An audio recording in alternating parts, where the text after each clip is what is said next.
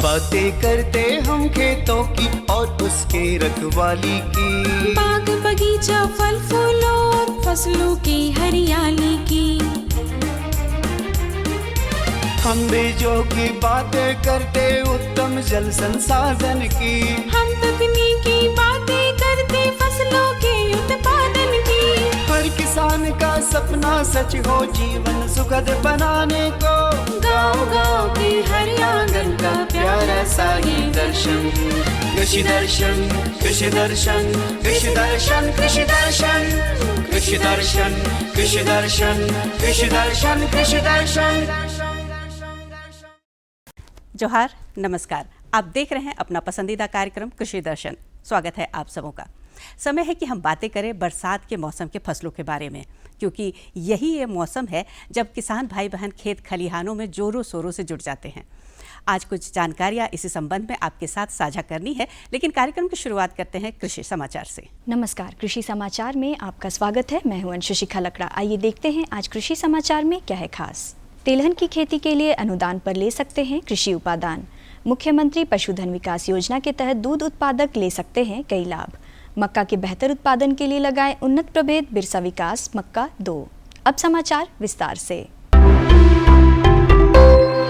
राज्य के किसान राष्ट्रीय खाद्य सुरक्षा मिशन योजना के तहत तिलहन की खेती के लिए अनुदान पर कृषि यंत्र और अन्य उपादान ले सकते हैं।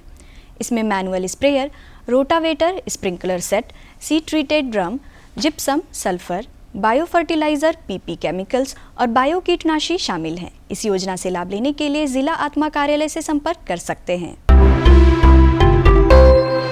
राज्य में मुख्यमंत्री पशुधन विकास योजना के तहत राज्य में प्रगतिशील दूध उत्पादक और डेयरी उद्यमी अनुदान पर कई सुविधाओं का लाभ ले सकते हैं। इसमें हस्तचालित और बिजली चालित चारा cutter machine, milking machine, paneer एवं khoa making unit, vermi compost unit, deep boring और काऊ मैट की स्थापना पर सरकार 50% अनुदान देगी। इस योजना से लाभ लेने के लिए जिला गव्य विकास कार्यालय से संपर्क कर सकते हैं। किसान भाइयों, मिर्च फसल में पत्ती अंगमारी और फल सड़न रोग लगने का खतरा रहता है। इससे बचाव के लिए मैंगोजेब दवा से घोल बनाकर फसल पर छिड़काव करें। किसान भाई जो मक्का के लिए प्रभेद का चुनाव करना चाहते हैं तो उसके लिए उनको चाहिए कि वो DHM 117, DHM 121, HQPM 1, HQPM 5, Shaktimaan 1, Shaktimaan 2, Shaktimaan 3, Shaktimaan 4 जैसी हाइब्रिड किस्मों का प्रयोग करके वो अच्छा उत्पादन प्राप्त कर सकते हैं। किसान भाई कंपोजिट किस्मों में स्वान जो हमारे यहाँ उपलब्ध है, ये पूर्ण अवधि की फसल है, तो उसका भी प्रयोग करके वो अच्छा उत्पादन प्राप्त कर सकते हैं। साथ में अगर वो मीडियम मैच्योरिटी या कम अवधि की मक्का लगाना चाहते हैं तो उनको BM1 या BVM 2 जैसी किस्मों का प्रयोग करना चाहिए। ये सारी कंपोजिट किस्में हैं और इनका सीड वो 4 से 5 साल तक प्रयोग कर सकते हैं। राज्य के जो किसान खरीफ मौसम में मक्का की खेती करना चाहते हैं वे शीघ्र अतिशीघ्र बुआई कर लें। मक्का के बेहतर उत्पादन के लिए किन उन्नत प्रभेदों का चयन करें, आइए इसके बारे जानते हैं कृषि विशेषज्ञ से। बरसात के मौसम में अधिक बारिश के कारण पत्ती अंगमारी, फल सड़न, जड़ सड़न जैसी समस्या आती है। ये समस्या आए ही ना, इसके लिए खेत में नाली बनाकर जल निकास की व्यवस्था करें। यदि रोग के लक्षण दिखे तो 0.2% मैंगोजेब या कैप्टन दवा से घोल बनाकर फसल पर छिड़काव करें। रोपाई के बाद धान के पौधों की बेहतर बढ़वार में सबसे बड़ी बाधा है खरपतवार। रोपा धान में निकाई गुड़ाई का काम करने के लिए कृषि उपकरण पैडी वीडर का उपयोग करें। इसकी कार्यक्षमता 20 डेसिमल प्रतिदिन है। आज हम जानेंगे लत्तेदार सब्जी फसलों में फल छेदक कीटों के रोकथाम के बारे में। किसान भाइयों, लत्तेदार सब्जी फसलों में फूल लगने के 10 दिन बाद नीम सीड पाउडर एक्सट्रैक्ट 4% दवा या इंडोक्सा कार्ब दवा आधा मिलीलीटर प्रति लीटर पानी की दर से घोल बनाकर फसल पर छिड़काव करें। 10-10 दिन के अंतराल पर 2 छिड़काव करें। इससे फल छेदक कीटों पर नियंत्रण हो जाएगा। और अब एक नज़र राज्य के 5 प्रमुख शहरों के मौसम के मिजाज पर। आज राज्य के 5 प्रमुख नगरों के अधिकतम और न्यूनतम तापमान कुछ इस प्रकार दर्ज किए गए।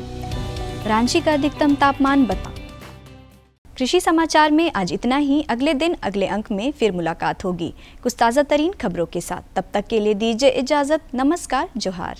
कृषि समाचार में कृषि जगत की खबरें, मौसम का हाल और मंडी का भाव आपने देख लिया है। रुकते एक छोटे से विराम के लिए, मिलते हैं इस विराम के बाद। किसानों के चेहरे पर खुशहाली, हर खेत को मिल रहा है पानी। ये है न्यू इंडिया की कहानी। फसलों की भरपूर पैदावार के लिए बीज और खाद के साथ साथ जल एक महत्वपूर्ण कारक है।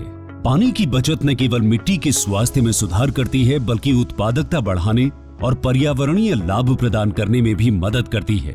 इसके अलावा पानी की उतनी ही मात्रा से लंबे समय तक सिंचाई तथा विस्तारित क्षेत्र में सिंचाई करने में भी मदद मिलती है। इसे ध्यान में रखते हुए माननीय प्रधानमंत्री श्री नरेंद्र मोदी जी के दूरदर्शी नेतृत्व में कृषि एवं किसान कल्याण मंत्रालय ने साल 2015-16 में पर ड्रॉप मोर क्रॉप यानी प्रति बूंद अधिक फसल योजना लागू की थी। पर ड्रॉप मोर क्रॉप पर सरकार का बहुत जोर है और ये समय की मांग भी है। साथियों, माइक्रो इरिगेशन भी इनपुट कॉस्ट कम करने का और ज्यादा प्रोडक्शन का बहुत बड़ा माध्यम है और एक प्रकार से एनवायरनमेंट की भी सेवा है। सूक्ष्म सिंचाई के माध्यम से उपलब्ध जल संसाधनों के उपयोग को इष्टतम किया जा रहा है।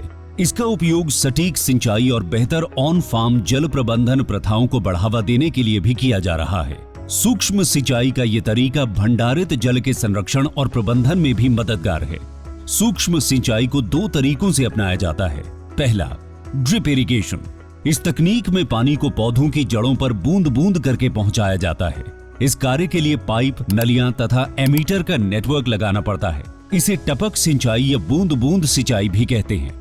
दूसरा तरीका है स्प्रिंकलर इरिगेशन। इस तकनीक में दबाव के तहत पानी का छिड़काव किया जाता है और बारिश के रूप में पाइपों के नेटवर्क से जुड़े नोजल सेट के माध्यम से पौधों पर बरसाया जाता है। योजना के मूल्यांकन से पता चला है कि माइक्रो इरिगेशन से जल उपयोग दक्षता में लगभग 30 से 70% तक सुधार हुआ है। विभिन्न फसलों की उत्पादकता में 9 से 60% तक की वृद्धि हुई है तथा गुणवत्ता भी बढ़ी है। किसानों की आय में 10 से 69% तक की बढ़ोतरी हुई है। पंपिंग में विद्युत ऊर्जा और डीजल की बचत हो रही है। साथ ही इससे ग्रामीण क्षेत्र में रोजगार के अवसर भी उत्पन्न होते हैं। पर ड्रॉप मोर क्रॉप यानी प्रति बूंद अधिक फसल के तहत ड्रिप और स्प्रिंकलर सिस्टम के लिए सरकार छोटे और सीमांत किसानों को 55% और अन्य किसानों के लिए 45% की सहायता प्रदान करती है। इसके अलावा कुछ राज्य सूक्ष्म सिंचाई को प्रोत्साहित करने के लिए किसानों को अतिरिक्त सब्सिडी भी प्रदान करती है। इसे लगाने के लिए एक लाभार्थी को अधिकतम 5 हेक्टेयर क्षेत्र में सूक्ष्म सिंचाई हेतु सहायता मिलती है। पिछले 9 वर्षों में प्रति बूंद अधिक फसल यानी पीडीएमसी योजना के माध्यम से सूक्ष्म सिंचाई के तहत लगभग 78 लाख हेक्टेयर क्षेत्र को कवर किया गया है, जो कि 81% से अधिक सूक्ष्म सिंचाई कवरेज है। इसके अलावा सूक्ष्म सिंचाई के कवरेज के विस्तार के लिए नाबार्ड के साथ मिलकर 5,000 करोड़ रुपए की सूक्ष्म सिंचाई कोष यानी MIF बनाया गया है एवं इस कोष को 10,000 करोड़ रुपए तक बढ़ाना प्रस्तावित है। पर ड्रॉप मोर क्रॉप योजना का लाभ पाने हेतु अपने नजदीकी कृषि एवं उद्यान विकास के कार्यालय से संपर्क करें।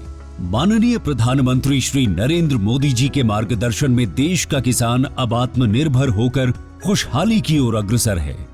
देश अब संकल्प से सिद्धि की ओर बढ़ चला है।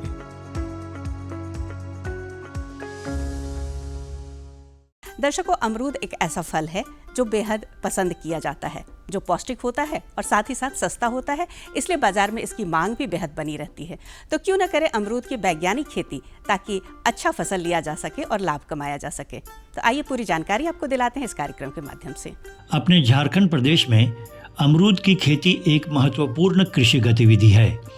ये यहाँ के किसानों की आय का एक प्रमुख साधन है। यहाँ की जलवायु और मिट्टी इसकी खेती के लिए काफ़ी उपयुक्त है।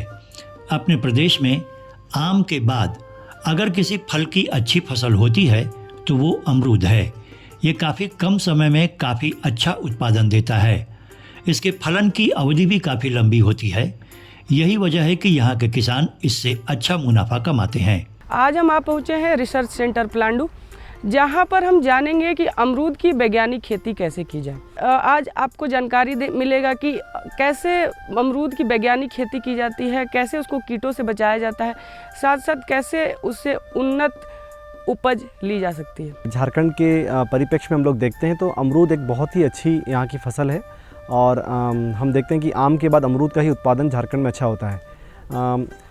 इसका कारण यह है कि अमरूद जो यहाँ की वातावरण है झारखंड का और यहाँ की जो भूमि है, मिट्टी है, वो अमरूद के लिए बहुत उपयुक्त है। अमरूद एक ऐसा फल है जो बहुत ही कम समय में आपको अच्छा उत्पादन देना शुरू कर देगा। मात्र 2 से 3 साल के बाद ही अपने पूरे ही अच्छे उत्पादन में आ जाता है, जिसके कारण से किसानों को बहुत अच्छा इसमें मुनाफा मिलता है और इसकी फसल भी लंबे समय तक रहती है। ये आपका अगस्त से शुरू होता है तो आपको अक्टूबर नवंबर तक ये फल देता रहता है। तो इसका जो फलन की जो समय है वो भी काफ़ी लंबा रहता है और किसानों को एक निरंतर आय मिलना लगती है। और अमरूद एक के कारण से कई किसान लोगों को बहुत अच्छा फ़ायदा इसमें मिल रहा है, क्योंकि मार्केट में हम जो देखते हैं झारखंड के, वहाँ पे अमरूद का काफ़ी डिमांड रहती है और ये बहुत ही कम मैनेजमेंट में, बहुत ही कम रखरखाव में इस फल का उत्पादन किया जा सकता है। झारखंड के लोग यदि इसकी वैज्ञानिक खेती करें तो वे इससे अच्छा लाभ कमा सकते हैं। इसकी वैज्ञानिक खेती के लिए कुछ महत्वपूर्ण बातों पर ध्यान देना अति आवश्यक है। सबसे पहले तो इसकी वैज्ञानिक खेती के लिए परंपरागत विधि को त्यागना होगा, जिसमें पौधे से पौधा तथा पंक्ति से पंक्ति की दूरी 5 मीटर रखी जाती है। अधिक उत्पादन लेने के लिए किसान भाइयों को या तो बहुस्तरीय कृषि प्रणाली अपनानी चाहिए या फिर हाई डेंसिटी मॉडल अपनाना चाहिए। इनसे फलों की उत्पादकता बढ़ जाएगी और किसानों को ज़्यादा लाभ होगा। पहला होता है कि हम किस सिस्टम में इसको लगाने का तरीका क्या हो। हम देखते हैं कि पुराने जो ट्रेडिशनल सिस्टम है, हमारे जो पुराने तकनीक है लगाने का अमरूद को, उसको हम 5-5 मीटर की दूरी पे लगाते हैं। तो इस प्रकार से अगर हम 5 मीटर की दूरी पे रो से रो और उसका पंक्ति से पंक्ति और पौधे से पौधे की दूरी जिसको बोलते हैं हम लोग, उसमें लगाते हैं तो इसमें लगभग आपका 1 हेक्टेयर के अंदर 400 पौधा आता है। तो इस प्रकार की खेती जो पुराने समय में की जा रही है, ये अधिक लाभकारी नहीं होता था। किसानों को लगभग 10 से 12 या मैक्सिमम 15 टन का उत्पादन 1 हेक्टेयर से हो पाता था। तो हमने इस तकनीक को, नया तकनीक के द्वारा अमरूद को उगाने के लिए किसानों को सुझाव दिया कि आप दो तकनीक का इस्तेमाल कीजिए। या तो आप बहुस्तरीय कृषि प्रणाली के आधार पर इसको लगाइए या फिर आप इसको हाई डेंसिटी मॉडल में लगाइए। बहुस्तरीय कृषि प्रणाली में हम लोग कहते हैं कि जब 10-10 मीटर की दूरी पे अमरूद 10-10 मीटर की दूरी पे जब आम को लगाया जाता है तो उसके बीच में एक पौधा आप लोग जो 5 मीटर बीच में आता है, 2 आम के बीच में, वहाँ पे एक अमरूद का पौधा लगाइए। इस प्रकार से हम मल्टी लेयर में अगर खेती करते तो आपके बागान में आम के साथ साथ अमरूद का भी उत्पादन किया जा सकता है। अमरूद को लगाने का उपयुक्त समय बारिश का मौसम होता है। इसे लगाने से पहले भूमि समतल बना लेनी चाहिए। फिर जिस पद्धति से अमरूद लगाना है उसके अनुसार गड्ढा खोदना चाहिए। गड्ढा खोदने का सही समय गर्मी का मौसम होता है, इससे उसमें मौजूद कीड़े मर जाते हैं। फिर बारिश के आगमन के पहले गड्ढों को भर देना चाहिए। गड्ढे भरने से पहले उसमें खाद और दवाइयाँ डाली जाती है। इसके बाद बारिश के मौसम में अमरूद के पौधे लगाए जा सकते हैं। हमारे झारखंड के लिए सरदार, सफ़ेदा और ललित अच्छी किस्में मानी जाती है, अतः किसान भाई इन किस्मों का इस्तेमाल कर सकते हैं। अमरूद को जो फसल है उसको लगाने का समय, आपका उपयुक्त समय बारिश के समय होता है, लेकिन लगाने से पहले आप जो भी जहाँ भी आपको पौधा लगाना है वहाँ की भूमि को समतल कर लीजिए और उसमें जितना दूरी पे आपको पौधा लगाना है, बहुस्तरी में जैसे आपको बताया 2 आम के बीच में और हाई डेंसिटी में 2.5 बाई 2.5 मीटर की दूरी पे, उतना दूरी पे आप लेआउट करके आप 2-2 फीट का गड्ढा इसके लिए खोदेंगे। और इसको गर्मी के मौसम में गड्ढा खोदा जाता है ताकि जितना भी उसमें कीड़ा है, बीमारी है, उस गड्ढे में धूप की रोशनी में मर जाए। उसके पश्चात बारिश के आने से पहले उस गड्ढे को हमको भर देना होता है और उस गड्ढे में हमको कुछ सामग्री डालनी होगी जिसको आप किसान भाई नोट कर सकते हैं। उसमें आपको DAP खाद लगभग 250 ग्राम, केचुआ की खाद या सड़ी हुई गोबर की खाद लगभग 10 से 12 किलो प्रति गड्ढा, और उसके साथ में जो कृषि चूना, जो नॉर्मल चूने से थोड़ा अलग होता है, कृषि चूना, वो लगभग आपको 250 ग्राम प्रति गड्ढा आपको डालना होगा। इसी के साथ में करंज या नीम की खली का इस्तेमाल भी किसान भाई कर सकते हैं। ये बहुत ही अच्छा पोषक तत्व हमारी मिट्टी को देता है, तो इसका भी आप 250 से 300 ग्राम प्रति गड्ढा का इस्तेमाल कर सकते हैं। किसान भाइयों, अमरूद की खेती करते वक्त इस बात का ध्यान रखें कि ठंड वाली फसल को ज़्यादा लेना है तथा बरसात वाली फसल का उत्पादन कम लेना है। इसके लिए पहला फूल निकलने पर उसे हटा देना चाहिए।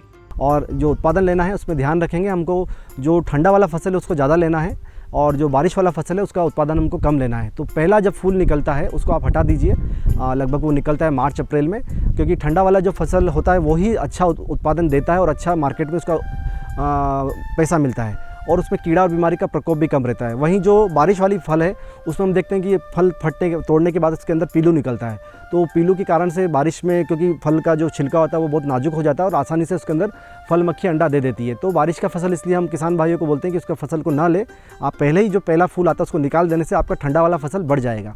तो इस प्रकार से प्रबंधन करें। किसान भाइयों, अमरूद की फसल में रोग एवं कीटाणु लगने का भी खतरा रहता है, अतः इसके लिए बीमारी तथा कीटों के अनुसार अनुशंसित दवा का प्रयोग करना आवश्यक होता है। इसमें कीट और बीमारी की अगर बात करेंगे तो बीमारी में हम देखते हैं कि इसमें एंथ्रेक्नोज और कुछ रेज्ड स्पॉट जो बैक्टीरियल होते हैं, फंगल होते हैं, वो उसमें लगते हैं।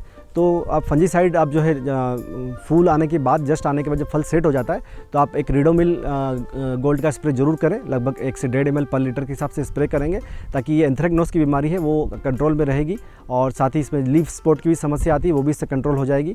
और कीड़े की बात करेंगे तो फल मक्खी इसका सबसे बड़ा दुश्मन है, जिसके नियंत्रण के लिए आप फल मक्खी का जो ट्रेप आता है, फ्रूट फ्लाई ट्रेप जिसको बोलते हैं, जो आम में इस्तेमाल करते हैं, उसी का भी इस्तेमाल कर सकते हैं इसके अंदर, जिससे कि फल मक्खी उसमें आके मर जाती है और डब्बा के अंदर आप निकाल के इसको फेंक सकते हैं। और उसी के साथ में आप मिलीबग का भी आपको प्रबंधन इसमें करना पड़ सकता है हाई डेंसिटी में, और उसके लिए आपको जो प्रोफेनोफॉस है वो आपको लगभग 2 ml पर लीटर के हिसाब से स्प्रे करना होगा।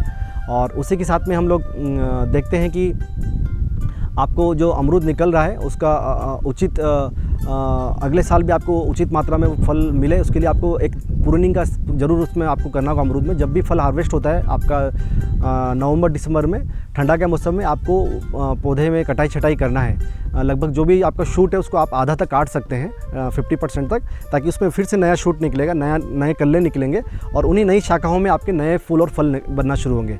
तो ये पूरा प्रबंधन है आप अमरूद से संबंधित, जिससे कि आप अमरूद का उत्पादन झारखंड में अच्छी तरह से ले सकते हैं। और किसान भाइयों से अनुरोध है कि आप जितना भी अमरूद लगा रहे हैं उसमें हर साल जो खाद है, ऐसा नहीं कि आपने जो गड्ढे में खाद भर दिया उसी को देना है, आपको हर साल उसमें खाद जरूर देना है, गोबर की खाद जिसमें ट्राइकोडर्मा मिला हो, और डीएपी का इस्तेमाल और कृषि चूना का इस्तेमाल आपको हर साल करना है। इस तरह से वैज्ञानिक पद्धति अपनाकर किसान भाई अमरूद का अच्छा उत्पादन ले सकते हैं तथा उससे अच्छी आमदनी प्राप्त कर सकते हैं।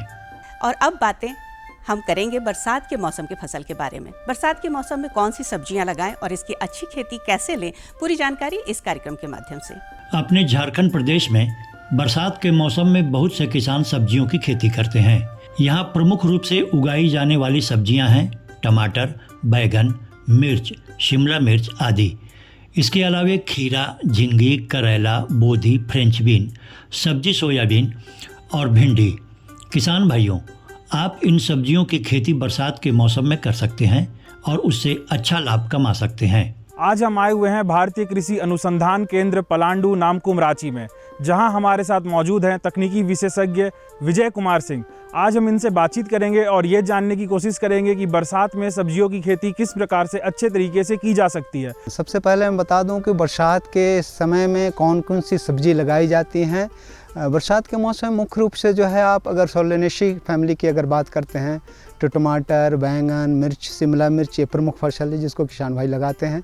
अगर आप लत्तीदार सब्जी की बात करते हैं तो इसमें खीरा, झिंगी, करेला जैसी सब्जियां किसान भाई हमारे लगाते हैं। अगर आप दलहनी सब्जी की बात करते हैं तो उसमें जो है बोधी, लत्ती झाड़ी वाली जो है फ्रेंच बीन, और एक हमारा जो है नया फसल है सब्जी सोयाबीन जिसको किसान भाई जो है, इसके अलावा जो आप भिंडी की सब्जी की खेती भी जो किसान भाई जो है बरसात के मौसम में बहुत ताकत से करते हैं। किसान भाइयों, यदि बरसात के मौसम में आप इन सब्जियों की उन्नत खेती करना चाहते हैं तो सबसे पहले ऐसी भूमि का चुनाव करें जहां जल जमाव की समस्या ना हो।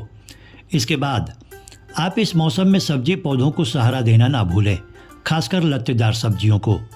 इसके अलावा खरपतवार के नियंत्रण पर मुस्तैदी से ध्यान दें।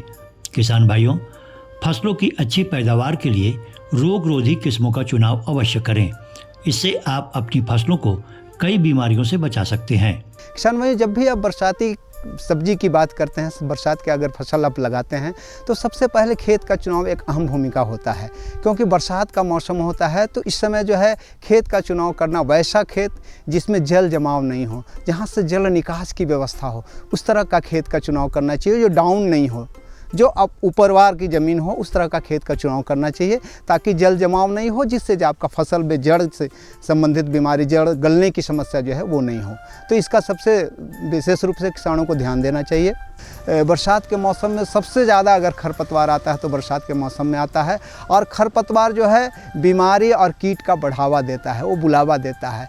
हम सब किसान भाई जब खेती करते हैं तो अपने फसल का से खरपतवार का नियंत्रण करते हैं, लेकिन जो मेड़ है, जो उस पे जो है हम लोग खरपतवार का नियंत्रण नहीं करते हैं, और सारा जो कीट है वो मेड़ पे ही रहता है, घास में ही रहता है, वहीं अपना अंडा देता है, अपना जीवन चक्र ख़त्म करता है, फिर जो है अपने फसलों को नुकसान पहुंचाता है। तो किसानों को चाहिए कि जो है खरपतवार के नियंत्रण पर भी निश्चित रूप से ध्यान देना चाहिए। और सबसे अंतिम जो सबसे ज़रूरी का चीज़ है वो है प्रभेद का चुनाव करना, वैसी किस्मों का चुनाव करना जो बरसात के लिए उपयुक्त हो, जो रोगरोधी हो, जिसमें पानी सहने की क्षमता हो। जैसे टमाटर की हम अगर बात करते हैं तो बरसाती अगर टमाटर अगर किसान भाई लगा रहे हैं, बरसात के मौसम में लगा रहे हैं, तो वैसा किस्म का चुनाव करना चाहिए जिसका छिलका मोटा हो, जो पानी को सहन कर सके, ताकि उसका फल बर्बाद नहीं हो। नहीं तो अगर पतला छिलका वाला अगर आप किस्मों का अगर चुनाव करते हैं तो उसमें क्या होगा कि जैसे ही बरसात का पानी जाएगा तो आपका फल फट जाएगा और उस फल का नुकसान हो जाएगा, जिससे किसानों को नुकसान हो जाएगा। इसलिए किसान भाइयों को चाहिए कि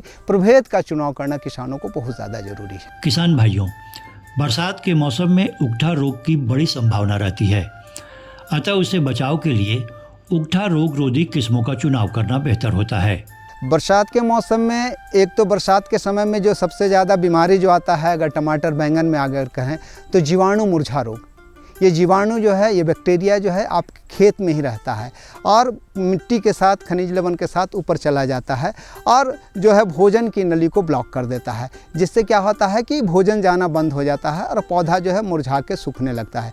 ये तब आता है बीमारी जब किसान अपना पूरा पूंजी खेत में लगा देता है। जैसे बीज खरीद के लाता है, उससे बिचड़ा तैयार करता है, फिर खेत की तैयारी करता है, उसकी रोपाई करता है, पटवन करता है, मिट्टी चढ़ाता है, उर्वरक का प्रयोग करता है, और उसके बाद जैसे ही फूल से फल आता है, जब किसान को लगता है कि अब इसका फल को बेच के हम पैसा कमाएंगे, उसी समय ये बीमारी आता है। पहले एक ब्रांच में आता है, फिर दूसरे में, फिर तीसरे में, और धीरे धीरे पूरा का पूरा पौधा जो सूख जाता है। ये जो है बीमारी उगठा रोग के नाम से हमारे किसान भाई जानते हैं। तो इसके लिए किसान भाइयों को चाहिए कि वैसा किस्म का चुनाव करें जो मुरझा रोग प्रतिरोधी किस्म है। हमारे अनुसंधान केंद्र पलांडू से टमाटर बैंगन में बहुत सारे किस्मों का विकास किया गया है जो इस बीमारी से रोगरोधी है, इसमें ये बीमारी नहीं आता है। जैसे टमाटर में जो है हमारा स्वर्ण प्रकाश है, स्वर्ण कंचन है, स्वर्ण संपदा है, स्वर्ण अनमोल है, ये सारी टमाटर की वैरायटियां हैं जो ये रोग रोधी किस्म है। तो किसान भाई अगर इसका चुनाव करते हैं तो इस बीमारी से निजात पा सकते हैं। बैंगन की अगर बात करें तो बैंगन में स्वर्ण श्यामली है, स्वर्ण प्रतिभा है, ये सारे हमारी वैरायटी है जो रोग रोधी किस्म है, मुरझा रोग से प्रतिरोधी किस्म है। तो किसानों को इस तरह का जो है किस्मों का चुनाव करना चाहिए, जिससे जो है बीमारी से निजात पा सकते हैं। बरसात के मौसम में सब्जियों की खेती करने से पहले खेत की तैयारी पर विशेष ध्यान देने की ज़रूरत होती है। इसके लिए मिट्टी पलटने वाली हल से जुताई करें, फिर 2 से 3 बार देसी हल से जुताई करके मिट्टी भुरभुरी बना लें। इसके बाद उठी हुई क्यारी बनाएं और उसमें बीज या पौधे की रोपाई करें। इसकी खेती करते वक्त उर्वरकों का प्रयोग अवश्य करें, चूने का व्यवहार करें तथा नीम की खल्ली का इस्तेमाल करें। किसान भाइयों, जब भी बरसात के मौसम में आप फसल को लगा रहे हैं तो सबसे पहले तो एक खेत का चुनाव है कि ऊपरवार ज़मीन पर लगाएं। दूसरा चीज़ है कि खेत की तैयारी पर हम अगर आप जाते हैं तो सबसे जो है पहले मिट्टी पलटने वाला जो हल से जो है उसका करें। उसका 2 से 3 बार जो है आप उसे देशी हल से भी जो जुताई करके मिट्टी को भुरभुरा बना दें और रेज बेड जिसको कहते हैं, उठी हुई क्यारी बनाएं, 15 से 20 सेंटीमीटर ऊँचा क्यारी बनाएं और उस पर जो है आप बीज का बुआई करें या पौध की रोपाई करें। किसान भाइयों जो है इससे पहले जो है उर्वरक का भी प्रयोग निश्चित रूप से किसान भाइयों को करना चाहिए और सड़ी हुई गोबर की खाद जो है 25 से 30 टन प्रति हेक्टेयर के हिसाब से किसान भाइयों को खेत में लगाना चाहिए। साथ साथ जो है यहाँ का मिट्टी जो है अम्लीय है और अम्लीय मिट्टी जो है पौध के जड़ के विकास में बाधक होता है, वो विकास में रोकता है, मिट्टी को कम्पैक्ट कर देता है। इसके लिए जो है आपको जो है चूना, जो एग्रीकल्चर लाइम जिसको कहते हैं, कृषि योग्य चूना है, उसको जो है 1 क्विंटल प्रति हेक्टेयर के दर से प्रति वर्ष, अगर प्रति वर्ष डालते हैं तो 1 क्विंटल डालना है, अगर 3 साल में डालते हैं तो 3 क्विंटल प्रति हेक्टेयर के दर से जो आपको है चूना का प्रयोग किसान भाइयों को करना चाहिए। साथ साथ जो है यहाँ पे खेत में, यहाँ की मिट्टी में जो है दीमक का प्रकोप बहुत ज़्यादा है, तो दीमक के प्रकोप से बचाव के लिए जो है आप करंज की खल्ली या नीम की खल्ली जो है आप जो है प्रति हेक्टेयर 1 कुंटल जो है आप जो है खेत की अंतिम जुताई के समय जो है खेत की जब तैयारी कर रहे हैं उस समय किसान भाइयों को डालना चाहिए और उस पर मेड़ बना के और तब जो है बीज की रोपाई या बीज की बुआई या पौध की रोपाई किसान भाइयों को करना चाहिए, जिससे उनको जो है फसल अच्छा होगा। बरसात के मौसम में सब्जियों की खेती करते वक्त कीट एवं रोगों के प्रकोप की भी संभावना रहती है, अतः इसके लिए रोगानुसार समय समय पर अनुशंसित उपायों और दवा का मात्रा अनुसार प्रयोग करें। खरपतवार का जो है नियंत्रण पर विशेष रूप से ध्यान देना चाहिए और रोगरोधी किस्मों का भी विकास करना चाहिए। आपको जो है बैंगन में जो है फल एवं तना छेदक जैसा जो है कीट आता है, तो उस कीट के निदान के लिए जो है फेरामन ट्रैप का भी किसान भाइयों को प्रयोग करना चाहिए। ये फेरामन ट्रैप में क्या होता है कि मादा तितली का जो है गंध आता है, तो उससे जो है अट्रैक्ट होकर जो है नर कीट वहाँ पे जाता है, तो उसका वो जो वहाँ फंस जाता है और वहीं पे मर जाता है, तो इससे जो है उसका प्रजनन रुक जाता है, उसका संख्या रुक जाता है। तो इस तरह जो है आप इस काम को करते हैं तो उससे भी जो है आपको जो है फल एवं तना छेदक जो है कीट है उसका नियंत्रण हो जाता है। उसके अलावा किसान भाइयों को इसमें जो है एक सावधानी बरतना चाहिए कि सप्ताह के 1 दिन चुन लें और उसमें जहाँ से जो पत्ती मुरझा रहा है, तना मुरझा रहा है, उसको थोड़ा सा नीचे से जो सप्ताह में 1 दिन जो है उस पत्ती को काट के हटा दें और उसको जो है किसी गड्ढे में दबा दें या जला दें, जिससे जो है ये जो है कीट आगे नहीं बढ़ें। तो इस तरह जो है तना और फल छेदक बीमारी से किसान भाइयों को निजात मिल सकता है। उसके अलावा जो है मोजाइक वायरस का प्रकोप भी जो है बरसात के मौसम में बहुत ज़्यादा होता है, तो इसमें देखेंगे कि पत्तियाँ जो है हल्की पीली हो जाती है और कुकड़ने लगता है। तो इसका उपाय है कि सबसे पहले जो है इसको जो 1-2 पौधा जैसे ही दिखाई दे उसको उखाड़ के कहीं पे दबा दें या जला दें और उसके बाद जो इमिडाक्लोप्रिड एक दवा है 17.8 SL जो है उसको जो 1 ml दवा को 3 लीटर पानी में घोल बना के अगर आप किसान भाई 10 दिन के अंतराल में 2 से 3 बार अगर छिड़काव कर देते हैं तो ये मोजाइक वायरस से किसान भाइयों को भी निजात मिल सकता है। इस तरह से किसान भाई वैज्ञानिकों की अनुशंसा पर बरसात के मौसम में यदि सब्जियों की खेती करें तो वे अपनी फसलों से अच्छा उत्पादन ले सकते हैं और अपनी आमदनी बढ़ा सकते हैं। तो देखा दर्शकों आपने बरसात के मौसम में किन किन सब्जियों का आप उत्पादन कर सकते हैं और अच्छा लाभ कमा सकते हैं। अब बारी है आपकी कि आप अपनी बात हमें लिख भेजें। हमारा पता है कार्यक्रम कृषि दर्शन, कृषि प्रकोष्ठ द्वारा केंद्र निदेशक, दूरदर्शन केंद्र, रातू रोड, रांची, पिन संख्या 834001। कृषि दर्शन की पूरी टीम के साथ मुझे दीजिए इजाजत। जोहार, नमस्कार।